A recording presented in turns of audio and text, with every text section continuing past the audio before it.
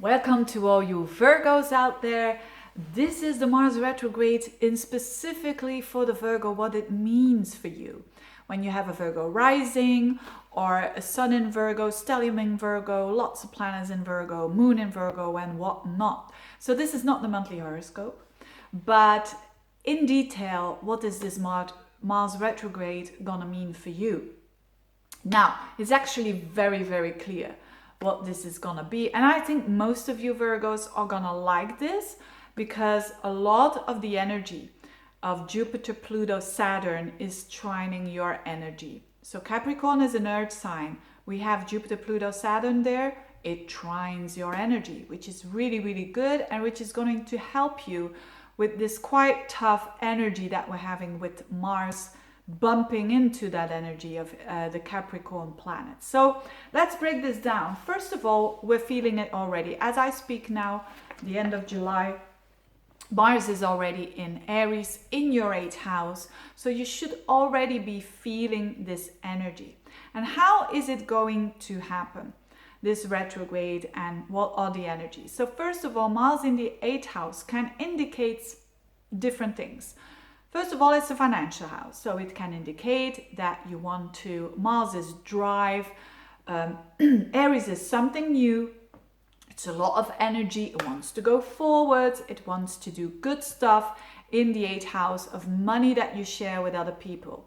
Okay, it can be the money of that you share with a business partner, with your spouse, but on another level, it also has to do with deep psychological transformation, so some fears that you might have.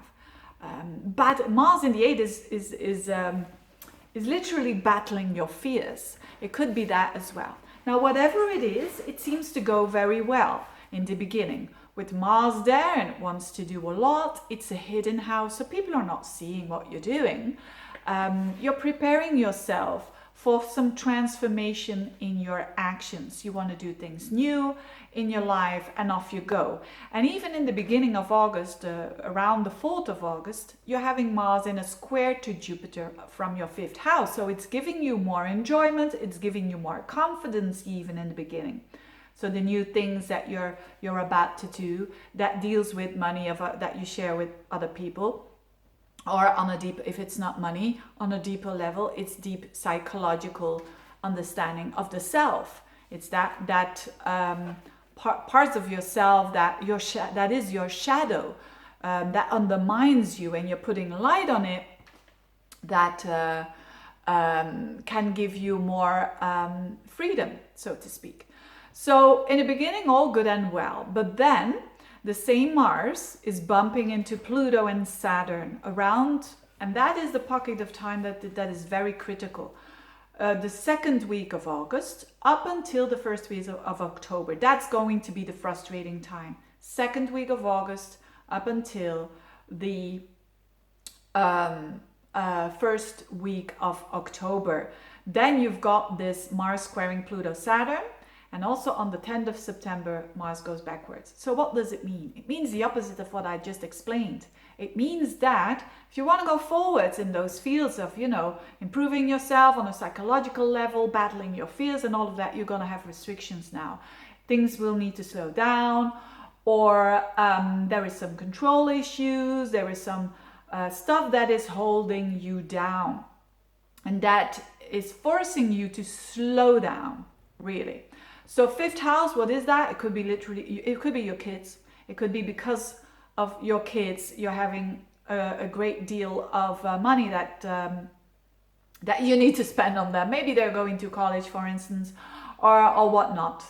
It could be your kids who are going through that time and that are holding to a bit of a rough time or a bit more challenging time, and that's slowing you down.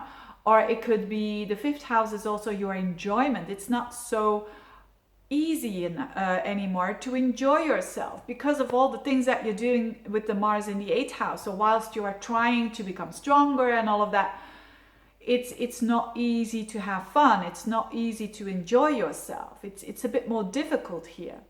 Or it could be your relationship as well. 5th house and 8th house Could be that is sexuality, relationships, intimacy, and whatnot.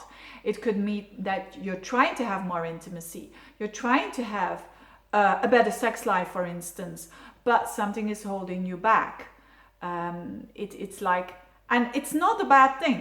That is what I really want to stress about this Mars, Saturn, Pluto. It's not a bad thing at all. Because if we look at people, what do people do? Or what is happening with people who've got this natally in their chart?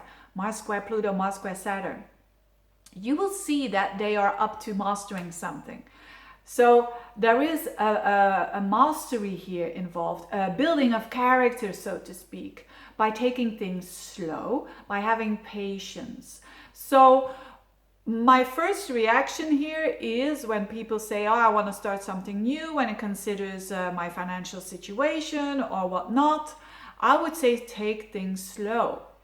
Certainly the fifth house is also a speculative house. It's not the time now to do, you know, like on the, how do you say that, spending money and investments and whatnot. You really have to be very careful here. Of course, it's in general the timing here. But anyway, what I'm trying to say is it's not the best option to say, okay, I'm gonna stop what I'm doing here. No. Or I'm gonna freeze because I'm afraid. I'm not gonna do it. Or I'm not gonna, I don't know, you're battling a certain fear and you say, I'm gonna stop, you know, this is way too hard. No, that's not what I recommend you to do. What I recommend you to do is just take it slow and take it step by step and have patience, persevere. When you feel knocked down, you wait a little bit, you recuperate, and you try again.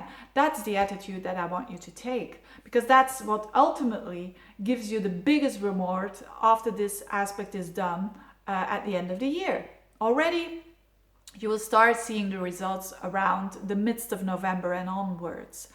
But this is something that Virgos normally can deal with, because they know they have for certain things to achieve that they have to work hard and have to, you know, do it analytically and in different parts before they get there. So they can be quite strategic. So normally, but if you have like for me, for instance, I'm a Virgo, but I have Moon in Aries, so I'm very impatient. That is a bit tougher because it will demand patience. And the thing, ultimately, what the universe is trying to do with us is building us some character so that we master our actions in a mature way. I compare it with the surgeon, for us. You see this aspect natally, Mars with Pluto, Mars with Saturn, a lot in surgeons. Because, of course, they cannot just do what they want, right? When they have some artery walking there, and they have to be very slow, and especially when they're learning it, they have to do it slowly, they have to do it very focused, and they have to be very patient. And then they are going to master this. And this is the same energy. Whether it's a square or a trine, ultimately the result is the same, a mastery of your actions.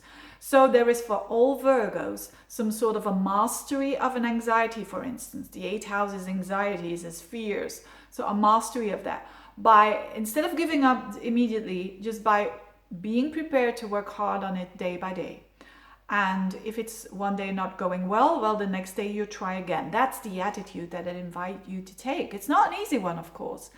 And sometimes younger people will struggle with this kind of energy, but it's interesting. Again, it can be related to love as well. That first of all, you want more intimacy, or you want that other people see you. You know, the 8th house is the house of values of others, but take it slow. You know, it will come, but take it slow, and take one step at a time. And that will ultimately give you more confidence. But in the beginning, it might feel like it's taking away your confidence, so to speak. So, but I think for Virgos, this is energy that they can handle, definitely. And there is an improvement that they can do around intimacy, around shared finance. Finances can be quite tough, by the way.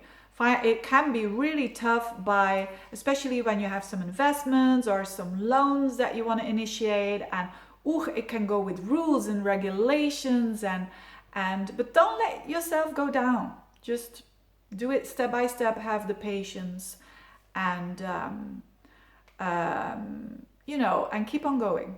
That's the energy that I want to invite you for.